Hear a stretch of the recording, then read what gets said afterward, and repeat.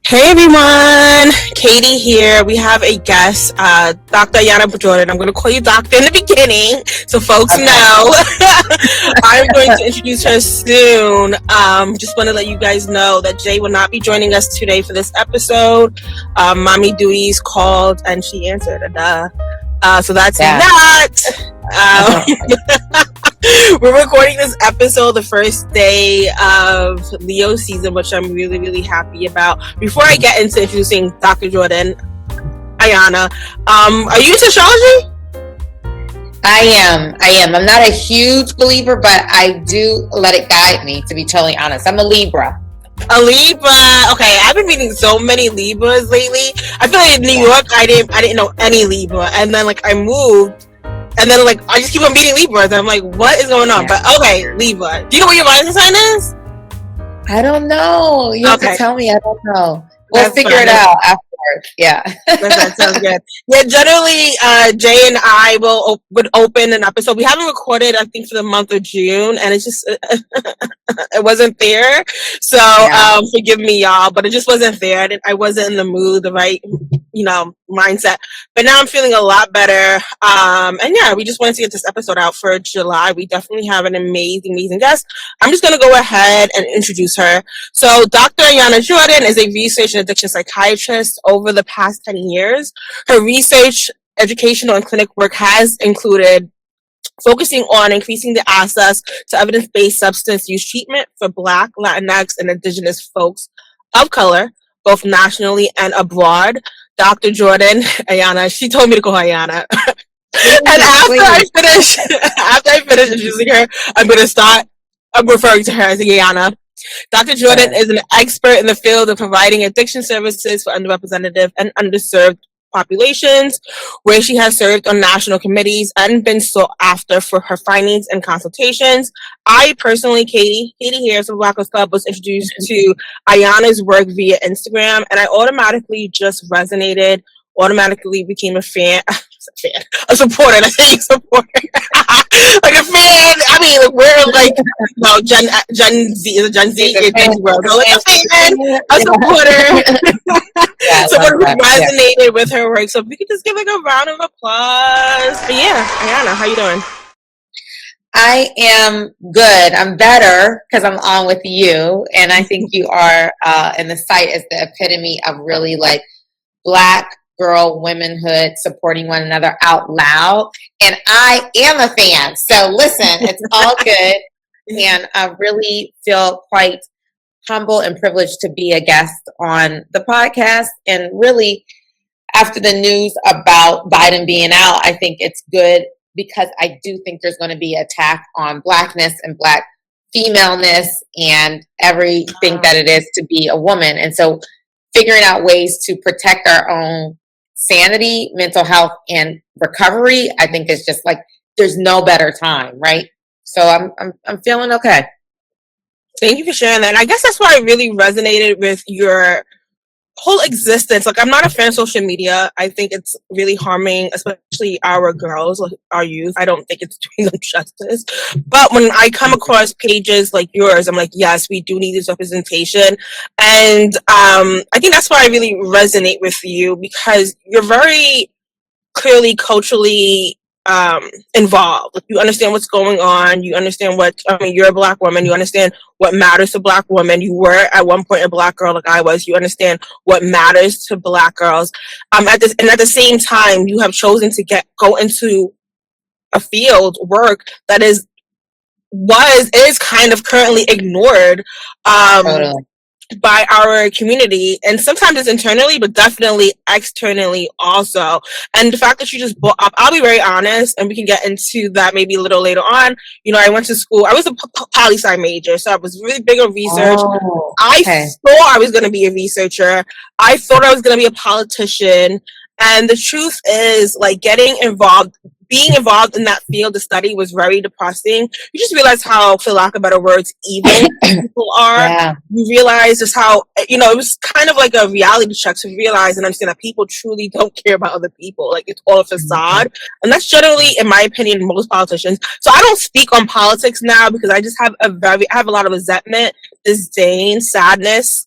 But I will say, because you brought up, I feel like it's so interesting how people, and when I mean people, I mean like white folks or non-black people, and sometimes black people deny it towards themselves too, how much like what's going on in the news and our community and politics does affect us, our feelings, and ultimately affects how we cope and how we use certain substances to cope with.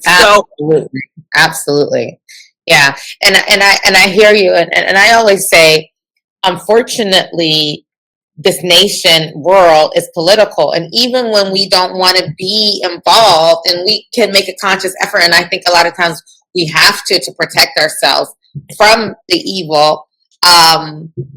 The reality is, if we're going to exist in society and the system, I think we have to be aware of how it's impacting us at the very least, so that we can protect ourselves, because it's gonna get ugly. So anyway, yeah, we gotta be ready. Yeah. Yes. All right. So that was a political segment of this episode, and it wasn't really that political, semi-political, or political talk. Okay, that's what we're gonna title it. I'm really interested to know, Ayana, how did you get into this work? Again, very inspiring. How did you get into this work that you do? And what is it? Can you go into exactly what you do? Because I was reading about you a lot online, and I see that you maneuver both the research field, but then also, I believe, the clinical field as well. So what exactly do you do, and how did you get into it? Yeah, so Katie, thank you. So my story is quite circuitous. I took all these different paths, and I'll tell you kind of what I do now and then go back, because it is kind of rooted in trauma, honestly, and a quest to save some of my own family members who are still dealing with addiction, and I've lost quite a few. So I am a physician scientist. So I have an MD, a medical degree. I take care of patients, but I also have a PhD, and I conduct my own research lab. It's called the Jordan Wellness Collaborative.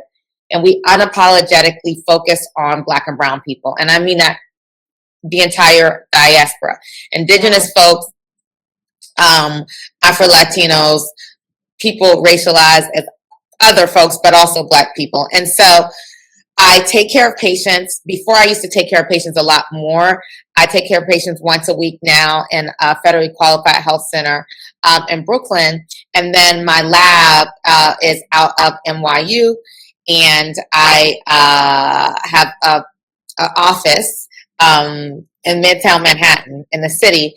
And so we run different research projects and experiments in New York City, but I also have a site in New Haven, Connecticut, because I was a professor there at Yale for some time. And one of the things that I'm really proud about in terms of the work that I do, research and taking care of patients, but also is education. So there are such few addiction leaders of color, period, whether it's psychologists or psychiatrists or other type of like medical OBGYN, internal medicine. And so one of the things that I've been able to do is change the face of addiction medicine leaders through a program called REACH. I'm actually going to be headed out on Thursday to Puerto Rico to welcome the new people there. I'm so excited because it is folks of color, racial and ethnic minoritized folks that really want to know how to take care of our folks better, and they are indeed representative of the community. So less than 1% of all addiction leaders are Black or brown. And I'm like, that has to change. And through this program, we have changed already the face of addiction medicine. And to your point, like you were saying earlier, this is still a discipline of medicine that's very much ignored. Like even my colleagues that are other physicians, they're like, we'll send them to you. They don't think it's real medicine. They don't see addiction as a real illness. And they just kind of want to skirt it to the side. And I'm like, absolutely not. There is no part of addiction that hasn't been touched, whether it is the person dealing with it themselves, mother, brother, sister, auntie, everyone knows, right? And so I want to empower folks to, one, know about this discipline in medicine that you can't help. And then two, know that there are people like us in the trenches that are out here and want to take better care of ourselves, and then share resources to those that are dealing with all different types of substance use, including alcohol and tobacco and weed, because people act like that those are not things that you can become addicted to. And I'm here to say, sis, that ain't it. You absolutely can, because I take care of people who are addicted to all the above. So it's not just the hard drugs that people try to say. Let's talk about all of it. Yeah. Yeah.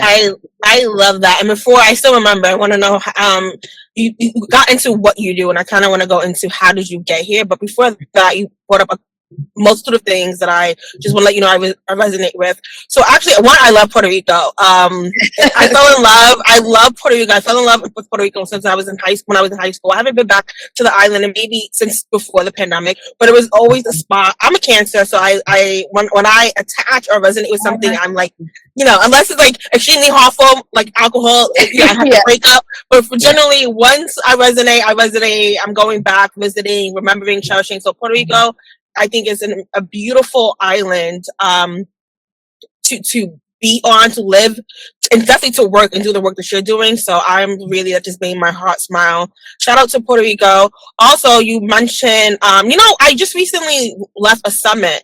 It's like some alcohol summit. It's run by, I don't want to say too much because I'm not really too sure of the details, and I don't want to say the wrong thing, but it's a summit run by a group at Yale, actually.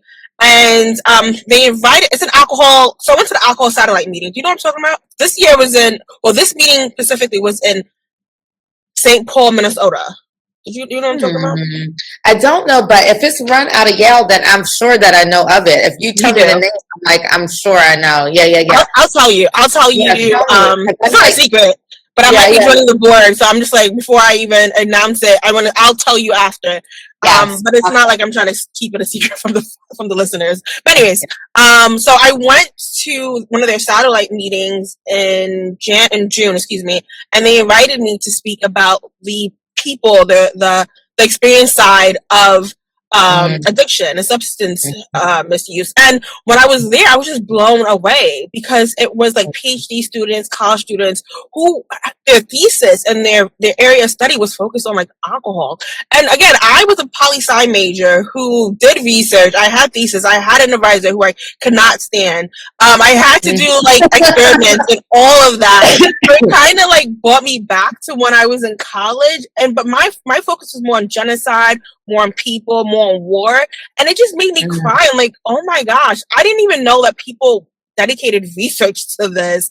I didn't know that people actually cared, because even when I was looking for resources, once I finally accepted or semi-accepted that I was in addiction, the lack of medical research that was out there was mind-blowing. Everyone wanted me to do this 12-step go this 12-step route, which I'm not against, and I still go to this day. I'm not against either. But I'm a I'm a science-based person, okay? I poli-sci, even before poli-sci, I was one of the STEM programs, science, technology, entry program, all throughout elementary, middle school. So I'm a very science-based person, and I was just blown away by the work that they did. So I just want to say that anyways, yeah. I just wanted to especially when you brought up that you worked at Yale, which I didn't even know. I feel like the folks at Yale. I was there for 11 years. Really? I didn't even know that. Yeah. I mean, there's so much that you said, because the thing is, folks try to act like that the only thing that is there for any type of substance use disorder. And I appreciate, Katie, I really appreciate your language, because I'm trying to get away from abuse, because that makes people feel shameful and adds to, and there's been all types of research of like when people say that they are abusers, that have alcohol abuse, they're actually treated less than. So we're trying to use words like misuse or substance use disorder or alcohol use disorder. So I appreciate your language. But getting back to the point of like really understand that there's a plethora of options. And I know a lot of times with our folks, they're like, we don't want to take any meds. And like, I get that. But at the same time, I want people to have all of the available tools that can help them. And there are FDA approved medications for alcohol use disorder, and people do really well. And they actually work much better than even some of the medications we have for like diabetes or high blood pressure, and people don't even know about it. So part of my job is saying, like, do you know about acamprosate? Do you know about disulfiram? Do you don't know about naltrexone? And let me tell you, because this can be a tool that can help you in your sobriety and your recovery, and then you can stop it and you don't need it anymore. But it's like, we don't have to struggle. Like, we don't have to struggle, and we need to know about all those things.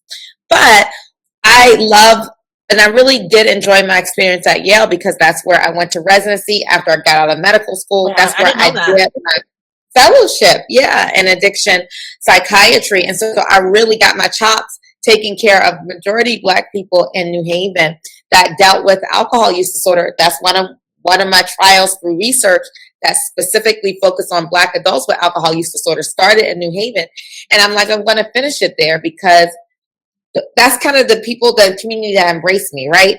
But the point around, like, having it be based in science is important, because, again, I always say AA is really helpful, and going to meetings can be really helpful, so I'm not against it. But I want to be really clear that the founders of AA were white men. They were not interested in centering what it is to be a Black woman in any sense of it at all. And so it's that it just wasn't made with our particular point of view or our vision. So it's like, if it doesn't work for us, or if we don't want to just use that as the only thing, that shouldn't be our only option. And there's still many places in the United States, it's like, if you don't do AA, that's it. And then you feel like a failure. So that's one supportive option, but that is not based in medical literature or in science. So I just want to be clear. I don't want people to go away and say, oh, Dr. Jordan is anti-AA. No, it's a supportive tool, but I want you to know that it wasn't built on any type of randomized controlled trial. It definitely wasn't made with understanding the Black female point of view or the female point of view, right? So we have to just be really clear about that. Or the Black point of view. And you said a mouthful. One thing that I do want to say real quick is that, in the beginning of me understanding addiction for myself, not for even the public, myself, the notion that, addiction doesn't discriminate. And it's like, duh. Like, I see that addiction doesn't discriminate. Now I understand, because at that time I thought I was the only person, Black girl, experiencing addiction. When I came up with SPGC, folks were like, no, like, the neighbor who's doctor experienced addiction. The teacher, addiction. My mom, addiction. People were coming to me and telling me these things, and I'm like, what the hell? Like, you guys just, no one said anything, no one did anything, and it's just as quiet as it's kept.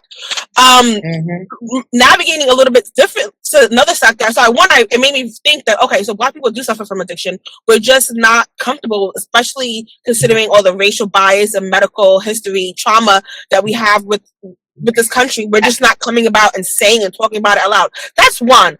And then when you do research, you learn that, wait, okay, addiction doesn't discriminate, but the people who can treat it do, or people who are supposed to be do. I learned that, like, Frederick Douglass, as an enslaved person, experienced addiction. And he said in a speech that enslaved folks were force-fed alcohol. Then you learn Native Americans experience the same thing. Then you learn the Africans and the colored folks in South Africa also experience the same thing. So alcohol has been used as a tool to oppress unrepresented underserved people, Black folks. So stop. Don't gaslight me by saying addiction and recovery doesn't see color. Yes, it does. It very vehemently does. And child ended there. No. I mean, I love the awareness that you have around that, because it's like people try to act like we people racialized as Black or the crazy ones, and it's like, no, don't gaslight me. This is literally documented in, and not just our history, American history, right? And it has been used as a weapon to really destroy and control so many indigenous and other African communities. And we see the manifestations of that still today. Exactly. Which is why my lab unapologetically focuses on all racial and ethnic minoritized folks, because I'm like, I need to first acknowledge the trauma and the ways that we have been really harmed by these substances, but then they try to turn around and say, oh, but we don't discriminate. But I'm like, absolutely you do. You do. So it's like trying to get people into these projects, but also to be really real about the discrimination. How can we make it better? And how can we develop interventions that are culturally informed and really integrate some of those things? Deal with trauma, deal with the reality that racism exists and bigotry exists, and how do we bring that all in while also still dealing with the addiction? Because the addiction is the addiction, but all these other layers impacts our bodies in different ways. So I always say, yes, you can have a person that's racialized as white, have an alcohol use disorder, same thing as somebody racialized as black, but the way that shows up and how you navigate the system and how you navigate this country in particular will look very differently as a result. Yeah. And in the beginning, so when Black Club, when we became a collective, and folks were like, we wanted to meet, because at first it was just my blog, I was just documenting, and I had no idea how sobriety recovery worked. So in my head, being a person who, you study, you say you're going to do something, you commit, you do it. I thought sobriety recovery was going to be like, okay, I'm not drinking anymore, I'm sober. But no. Relapses, ellipses, trips to the hospital, trips back to late. It was a lot, right? It was a wake-up call for me. But one of the things that really helped me understand how I got to where I got to was Bell Hooks' book, Sisters of the Young Black Women in Self-Recovery. And even I tell everyone to read. I was at the bookstore. I was at a coffee shop yesterday. I told the barrister, a black man, you need to read this book. Everyone needs to read this book.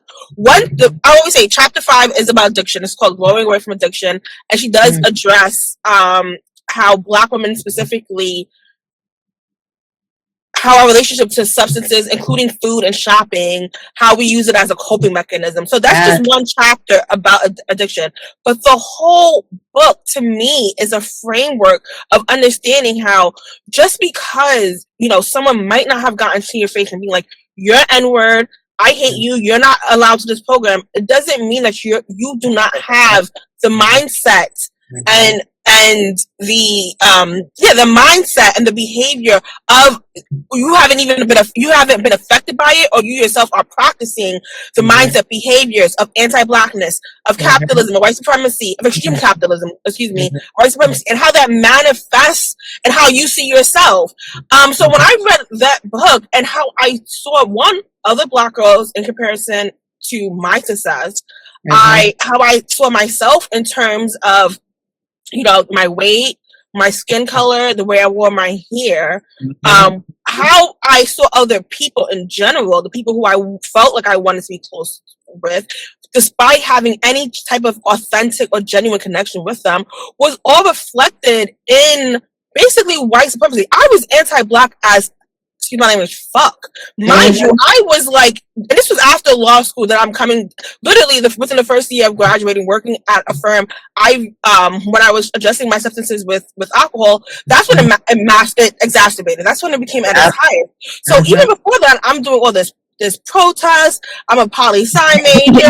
I'm like building chapters for the Black law students. So it's like I'm doing all this thinking I am so pro-Black, but really the mindset and the way I was thinking was just so anti-Black and self-disparaging. That's the biggest part.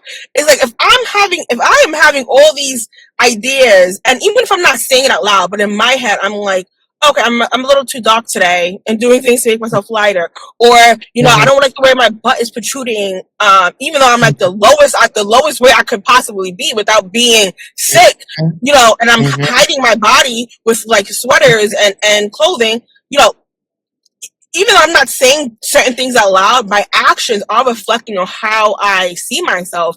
And I tell people all the time, like, yeah, you don't want to talk about racism, which I get, because you are only seeing racism as very overt actions and sayings. But you don't understand how it manifests in our home. Who has the most power and how they show their power? That is a white supremacist notion. Your mom telling you constantly to be quiet and not be heard. For who? Why does she want you to be heard? So you won't bother white people. Don't be a disruption because they want to make them feel comfortable.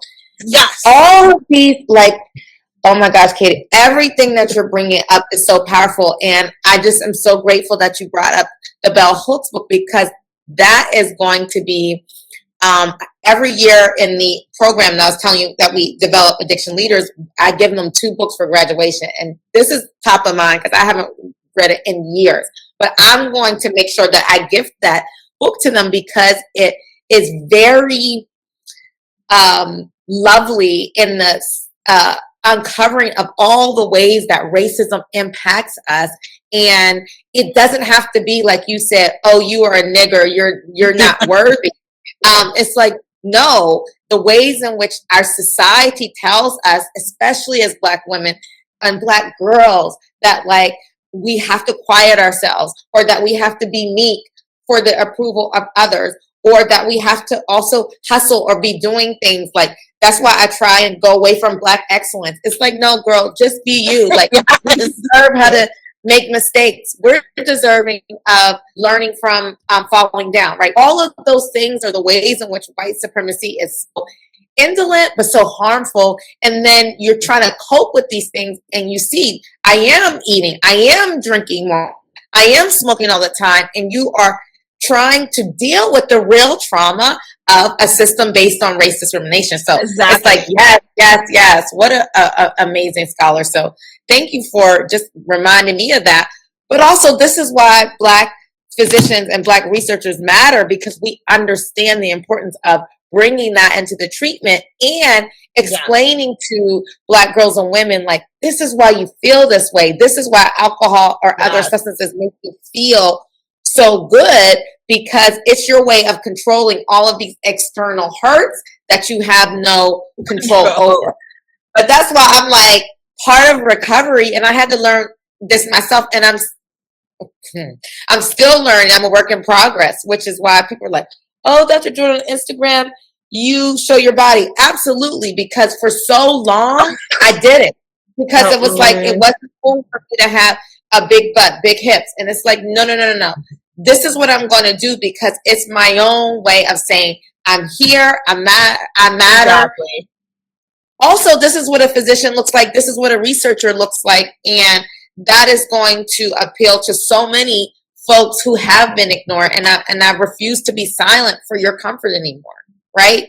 And so that is a part of, like, I love in recovery, you found your voice in terms of saying that I have to protect my peace. It's not just about not drinking. That's part of it. But also rediscovering your relationship with these constructs that are hurtful, that had you drinking in the first place. So once you're sober, now you have to do the work of unlearning all of these things.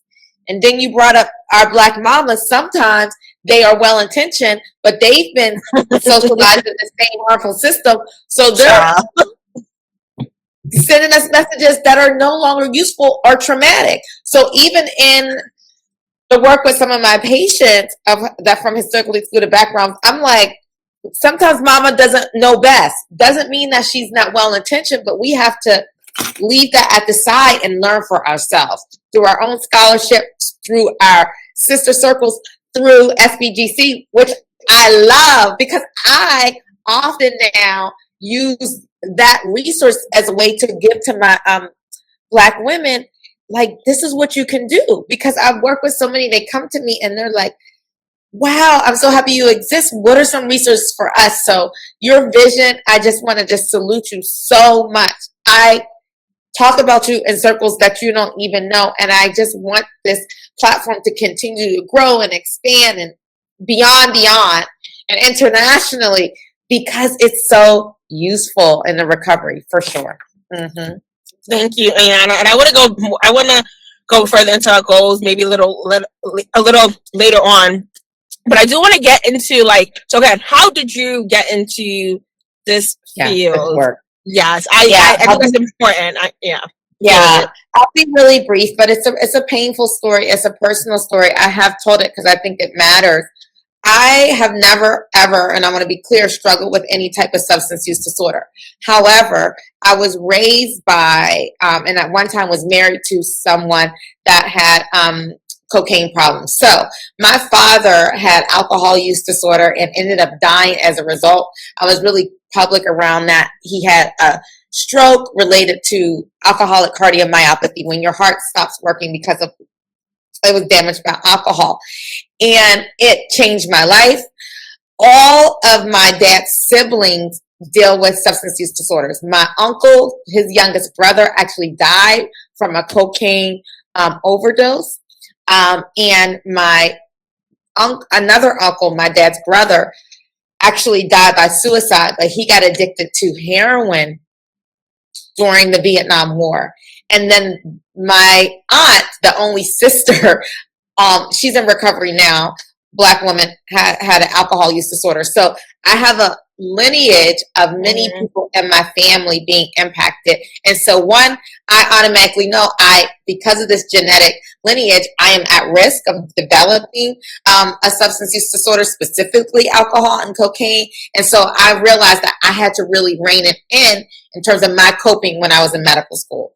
So I was married, and my husband at the time was really ill, and I didn't realize it. And so through a host of things, he had many different lives that I did not know, many different women, was using substances, all these things I didn't know. And one day I was in bed, and I got a phone call from another woman, and she basically said, I've been sleeping with your husband and you need to be tested for HIV. And I was in medical school, and I remember feeling like, wait, what?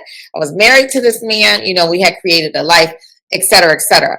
But after that, I realized like I need to do something, but I didn't know what to do. I felt ashamed because I was like one of the only few Black people in this program. I was married. I didn't want to look like a stain or feel like I failed the community, all these messages that we get. And I really went into a sense of denial, and I began to have an unhealthy relationship with substances just to try to feel better. And I remember I became suicidal. And all this time I was like, I'm just going to do medicine. I'm going to be an HIV doc. But I myself became suicidal. And I remember walking across the street and saying, if a bus hits me, like, I'm fine with it. Like, it doesn't matter. And so that was a real humbling experience, because it's like, you are not above the law. You can experience these things. I don't care where you went to school, how good of a family you had, all these things. You're not immune to mental illness. You're not immune to having unhealthy relationships with substances. And I was like, I need help. And it was only through community, #community is important. One of the researchers that was in my, that I was doing work with, because I was in this MD PhD program, she was like, Ayana, something's going on. I don't think you are okay. I was drinking so much, like binge drinking. I was like not doing the work that I had to do. Like I said, I was having these suicidal thoughts. And that is how I entered into the mental health treatment system. Wow. And I was like, this is so white. It was so white. And I just couldn't see myself. And I was like, at the time, really debating if I needed to take medicine or not. But I just didn't feel comfortable, because the person that I was receiving the information, again, could have been a lovely doc, but it's like, I can't relate to you and I don't see myself in you. And that really prevented me at the time from getting the help I needed. But as I went through medical school and continued my training, I was drawn more and more to psychiatry. I was drawn to South Bronx, taking care of people who have been excluded from the system. And I thought, not in a like an egotistical way, but I was like, I can do this, and I can do it better than these white folks are doing it. Not because I'm any smarter or anything like that, but I know what it is to feel like there's nobody else who understands you. I know what it feels to be ashamed. And so we were just rolling from there. And so I had to make a decision. All of my training up until that point was to do internal medicine and infectious disease. Focus on people who have like HIV, hepatitis B, hepatitis C. And I made a pivot. I was like, I want to do psychiatry. I want to do specifically focus on racial and ethnic minoritized people. And then at the time, I was like, I think I want to do addiction. I wasn't sure until I got to Yale later, but I realized how people, even with addiction in the medical system, were treated by other doctors, how they were shunned. And I was like, I have to be that person. And I realize now through so much therapy, I've been in therapy for 10 years. It's the best thing I ever did for myself. I realized through therapy that part of my career choice was that that's where I was always supposed to be, helping folks who are dealing with their own mental health challenges, but also trying to help my family in the ways that I couldn't help when I was a young child. I didn't understand how detrimental it was to see my dad stumbling in, drinking on his job. He was a dean, right? How that was normalized, him having interpersonal violence with my mother, all of these things that were normalized. And I'm like, that's not okay. And I was trying to, through my own career path, figure out a way to have other folks who look like me and grow up like me say, like, this, we have to stop normalizing that, right?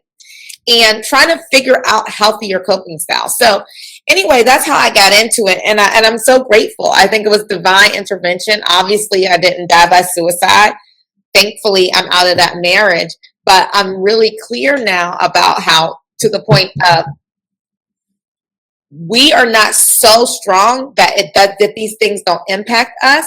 And also, it's okay to ask for help. And it's much easier to ask for help when you see somebody that looks like you, that is a little bit more understanding of your struggle. Everybody's struggle is different, but I'm so glad. And I get emails and direct messages of like, I'm like, hey sis, I'm so grateful for you. Or Dr. Jordan, you may not remember me, but you taking care of me in this day when I was in the hospital and I was dealing with alcohol withdrawal or DTs, and you came in like I was good, right? So these are the things that I feel really passionate about. And I'm just like, there's so much out there that I want to normalize getting help for whatever you're going through. So whether it is alcohol addiction, cocaine addiction, methamphetamine, cannabis addiction, whatever it is, it's okay to ask for help. As Black girls and as women, that's not normalized. Don't keep it a secret, right? Even if you don't feel like, how do I interface with the medical system? Reach out and ask someone, like, how can you help me? Because there are tools. So I know that was long-winded, but I think it's important. It was not long-winded, and it's very extremely important. I have two follow-ups. So one, I'm happy you shared your story, because without saying too much, you know, when I first started SPGC as a collective, not my blog, I thought it was going to be full of lawyers.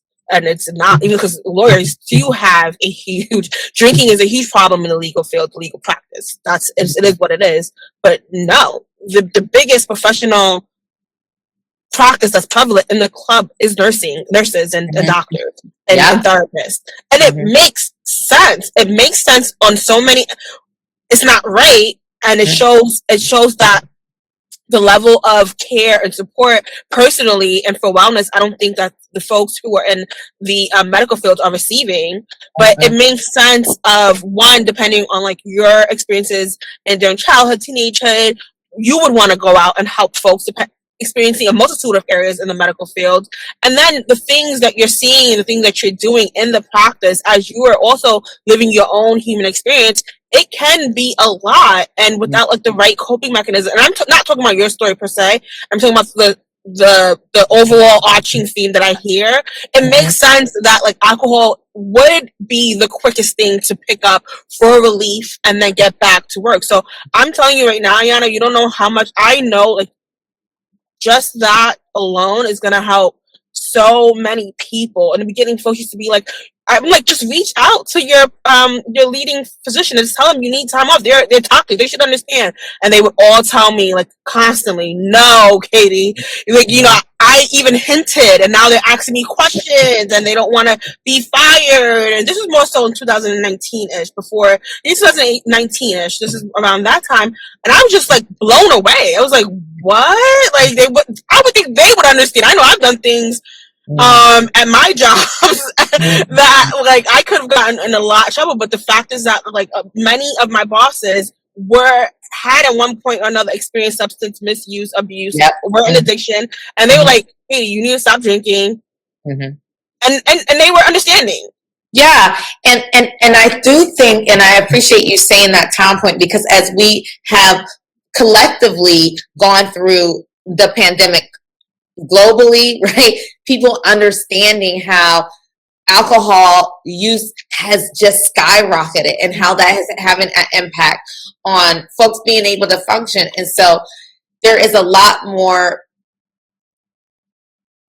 empathy to having people get help. And so more people are receptive. Just wanting folks to know that any type of alcohol use disorder is covered under the American Disabilities Act.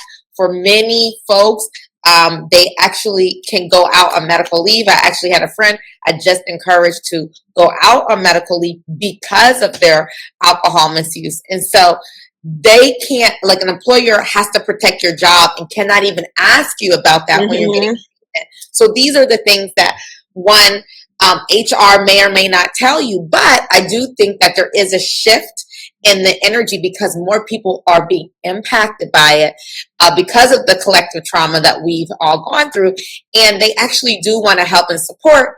But even if they don't, having that knowledge, let me Google ADA, let me Google FMLA, seeing what your coverage is, what you have access to so that you can advocate for yourself and get the help you need. Because it's very hard to work full time while you're dealing with an addiction. Even though you think you're doing okay, you're not. Everybody else can see it. My dad thought he was doing okay, but it's like I literally see that you have alcohol bottles hidden vodka around the house and you're slurring your words and throwing up in the middle of the night. Like you think you're functioning, but you're not, right? Yeah. That was me. I mean, again, I didn't have a basis, but I did think I could get sober initially. And some people, I guess you can, depending on your family support, depending on a multitude of things. Me, I didn't know what I was going through. My parents, immigrant Muslim, definitely didn't know what I was going through. Talking about pray. I'm like, okay.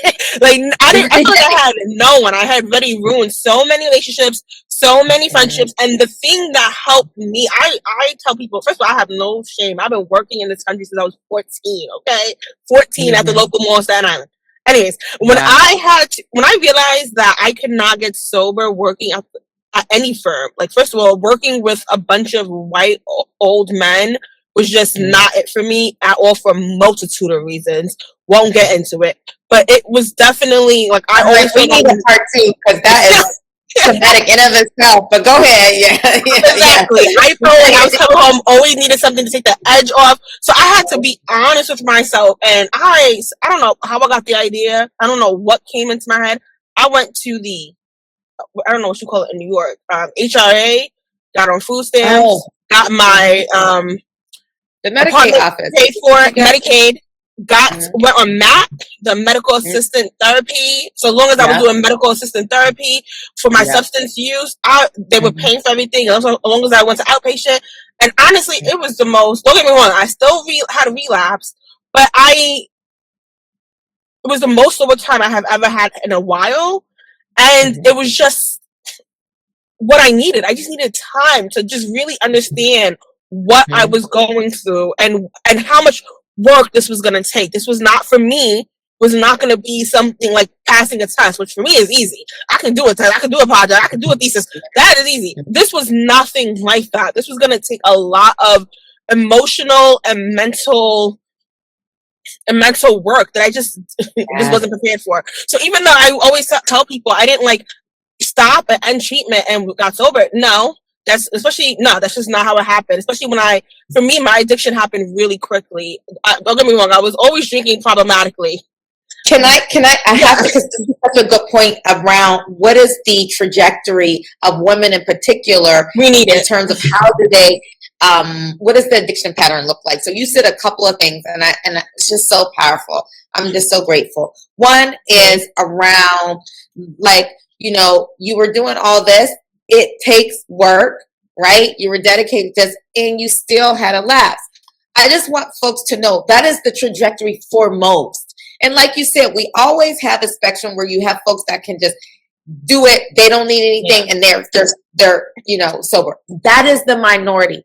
For most people who struggle with alcohol use disorder, the vast majority, when you do the work and you're going to have a lapse, but then you get right back up and keep going, because we know that that is how any chronic illness works. The same way with hypertension or diabetes. You don't just all of a sudden never like have uncontrolled hypertension. Like, it takes years sometimes, right? It can take months for many people. So like I always say to Black girls in particular, and women, like, we are so critical of ourselves because that's how we have been collectively raised, or the society or the world is critical on us. So we have to give ourselves grace. We want to work at it. We want to work on our recovery. And if you do relapse or have lapse, which is a shorter period, to be expected, girl, get up and keep on going. Like, there's nothing innately wrong with you. But then the second point that is so good is like, what does it look like? It's very different for men, because men will develop alcohol problems much earlier in their drinking, and then they kind of trail off in terms of their alcohol misuse. For women, we tend to, even if we were able to drink before, maybe some binge drinking, some problematic use, but we were okay, in terms of our actual alcohol use disorder, it is causing so much dysfunction in our lives. For women, that happens later in life. It's called telescoping. It is way more intense. So when we start to drink later on in life, and when we develop that addiction later on in life, it hits us like a ton of bricks, and we can't stop.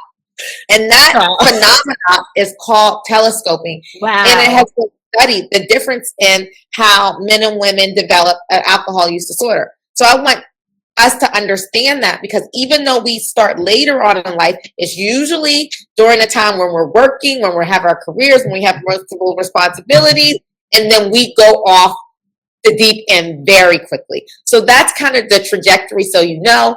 And then for Black women, I want to really focus on us, because even though we experience telescoping like other women, it is even more pronounced in us because we don't get help.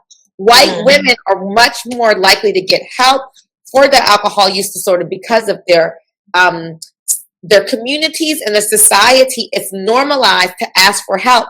And because whiteness is so pervasive, if you see a white woman that's dealing with alcohol, it's much more like, oh my God, how can I help you? As opposed to like, you junkie, what's wrong with you? Or you can't help it. Or you just break family, don't tell anybody. You know, I grew up in a time of like, that we keep that in, we don't tell anybody, like that's something that we have to deal with, or like it doesn't exist, or just pray it away, girl, like you'll be fine, let the Holy Spirit of the Lord handle it, let Allah handle it. And I'm like, no. So for us, we have to say, I'm like, you can do, and I'm not trying to be dismissive of people's religious beliefs or spiritual values. You're not. Pray and do this and ask for help, right? So for Black women, I'm like, we have to understand that we are not nobody's coming to save us. We have to ask for help. Whew. Yeah. And I know, like, me, Ayana and I are just talking, I guess virtually for the first time. The listeners know I laugh a lot. I laugh when I'm sad. I laugh to cope. I laugh, like, laughing is what I do. So, you're totally... The short defense mechanism, the healthy defense. Yeah. And I know I know you're a very busy person, and we have to wrap up soon. But you said so much, and we definitely need, maybe in like 2 months. I don't want to take too much of your time. I know you are we get a busy, crucial person, but definitely a part two, because I've never heard that. Being in this community for how long, and I have always shared, even in the room full of researchers in June, I shared that my addiction happened so fast. It happened in 2017. As soon as I graduated from law school, I was so depressed in my house. Didn't know why. Didn't know what I didn't know what. Girl, you got a nice apartment. You got a job. You passed the bar. High score. You know, you're doing high score bar. Yes. You know, I'm in New York living my New York life in the club with these ballers. Why are you upset? Why are you sad? Why are you depressed? Did not know. And it wasn't until 2018 where my doctor was like, okay, you might be in an addiction, have an addiction. I was like, what the hell are you talking about? Like, you sound crazy. Didn't know. So yeah, but I've never heard of like telescoping, and that it is a natural, not natural, but a occurring. That's how it goes. Yeah, it happens for women, specifically Black women. I've never heard that, but that makes sense. And I was just like, how did this all happen so fast? I feel like people in addiction had time to be in their addiction. Like, people have time to be. Yeah, that's how it happens for men, but for us, for women, no. And like I said, it's more pronounced in Black women because we are not socialized in a way where we get help. We really kind of go off the deep end really fast, and then we don't get help, what makes it more difficult. One of the things that we should get into, because I know we do have to wrap up, but is around this topic that you mentioned, co-occurrence, and how so much of alcohol misuse and other substance use is literally together with depression and anxiety. Two major ones. Again, that's something we don't talk about. It's like, girl, no, you're depressed. That is why you're drinking. That's why you're going to the club, getting tipsy, or totally being passed out and getting drunk when you don't remember, is because you're dealing with depression, racialized trauma that you've never dealt with, trauma that Bell Hooks so wonderfully outlined. So it's like, this is what you're dealing with, but nobody has made it clear for you, so you don't even know, because all of these are unconscious. So part of the things that we do in my lab, the Jordan Wellness Collaborative, to bring that to the consciousness, is like, yes, we want to deal with your addiction, but we got to deal with this anxiety and depression. Or the fact that you feel so undervalued that you feel more empowered, right, when you're under the influence. Yeah. And that's, okay, I don't know, we really do have to. But, I just want to, I want to say this and then give you the floor just to close out this episode. We're definitely going to invite Ayana back. An amazing thing I want to say before anything, like, Ayana has not only supported us, like, socially or on our Instagram. Now she's coming to our podcast. Ayana has put her money where her heart and work is, and has donated to the club, which I truly do appreciate. Oh, and the feeling is mutual, Katie. But I also want to say, like, because I feel so passionate around your platform, I personally am. Your organization is going to be. I support different organizations that are Black owned. I love that yours is Black women run, right? The collective. So I'm personally going to make that every year something that I donate to you all, because it's important. But also thinking about ways in which that we can continue to collaborate, which is why I want you to be on the board, to get federal dollars invested in SBGC in the same way that folks have really supported AA. Why not you? Right? Why not you? And then now putting my researcher cap on, right? Not Ayana the doctor, Ayana the researcher. How can we work with the participants that show up with your support groups and study outcomes over time in terms of the recovery goals? Because then we can get research dollars. So there's a lot we can do, and we'll take that offline, but that's going to be important. And I'm happy you said that. Sorry, I'm happy you said that. Yeah, folks, come to me, want to do this and that. I'm very skeptical. I am very protective. But I want folks to understand that, like, this is how you build real relationships and genuine relationships. Where it's just like, okay, you want to do a study? Let me reach out and let's like, I feel safe with you. I don't feel safe with a lot of people who reached out to me and wanted to, I'm like, no, I don't know you. I don't know anything about what you stand for. Like, I just don't know you. And I'm just one person. Yeah, I have a small board, but I am one person who's doing this 24/7, like sleeping, breathing. I have boundaries, but this is something that's, SBGC is something that's constantly on my mind. And I want you to close out, but I just did want to say, and I know I keep on saying, it's 1:16. All right, I'm going to say real quick how, I just want to appreciate, or just let you know that I appreciate you sharing. I feel like for a lot of people, including myself, there is that episode, or that I'm just all over the place. There's that event I'm looking for that happens that kind of exacerbates someone's drinking or coping mechanisms. So a lot of folks, even before the pandemic, probably had really poor coping mechanisms. They probably drink unhealthily. But then it was just like the pandemic. For me, it was, you know, a breakup right after law. It was so many changes at one time. It was a breakup, graduating law school, being on my own. And then you shared you shared your experience. And I want folks to understand that, like, it's important that we do have introspection of, one, how we cope. So when you mentioned that, like, oh my, you know, I had chills because I used to say to myself too, I'm not trying to kill myself, but if I get hit by a bus, I truly would not care. And I would say that to myself, maybe because we both are in New York, because I would say that to myself all the time. Like, and we know those buses, how those are, and we know transportation, and it's like, it's a real thing. But realizing that, like, that's so messed up. Like, that is when you're so feeling so low of yourself that you're like, if I literally get hit and die, you still feel so low. And speaking about those experiences helps us to understand that, you know, you're not suffering alone.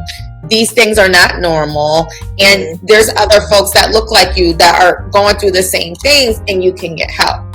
So I think if I had to close out, and thank you for allowing me to have the last word, I will say this, that anybody that is struggling with alcohol addiction, it is not something that's incurable. It absolutely can be something that is eliminated from your life. Recovery is real. Yes, you might have lapses, short periods of time where you return to use, or even have relapse, longer periods of time, but you can always come back to not using. So I just want to be very clear about that. Like, absolutely. Also, number two, there are many different ways to recovery, and what that looks like for you is very individual. So do not recovery shame, folks, but also realizing that medication a lot of times can help speed that up, so you're not suffering in silence for so long. So that, yes, it's treatable, absolutely, but also that medication can work, and that there are multiple ways to it. There's not just a one size fits all model. And then with Black girls and women in particular, this phenomenon of telescoping, and I want you to look it up, really talks about how women start drinking and develop addiction later on in life, but it's way more intense and robust. For Black women and girls, it is intensified even more because of all these misogyny noir and racism and all the things that we experience in this country, but also because we are resistant, understandably, to starting treatment. So one of the things is get help. It's okay. It's okay to ask for help. And, you know, I'm always like, I'm living my soft life. One of those things is realizing I need help, y'all, and leaning into the collective for help. So follow me at Dr. Ayana Jordan, and I talk about addiction because I'm an addiction doctor, but I also talk about Blackness and other mental health challenges that we as the collective group of Black and other folks of color deal with. And so I just appreciate you so much. Thank you for having me on. I will continue to support your platform. You and I will continue to think about ways that we collaborate, and then let's follow up in a couple of months. Yeah. Sounds good. Thank you so much, Ayana. I'm going to put Ayana's information, Instagram, and whatever else contact information she allows me to share with you all. I'll put that in the description of this episode on all the platforms that we are on. Ayana, thank you so much. Thank you. We started this episode with, I was sharing with Ayana, I have so much anxiety. I don't even know why, just so much going on. And I'm leaving this episode feeling so soothed and just hopeful for the future. Thank you, Ayana. Thank you all for listening. See you soon. Bye. Bye. Thank you, Ayana.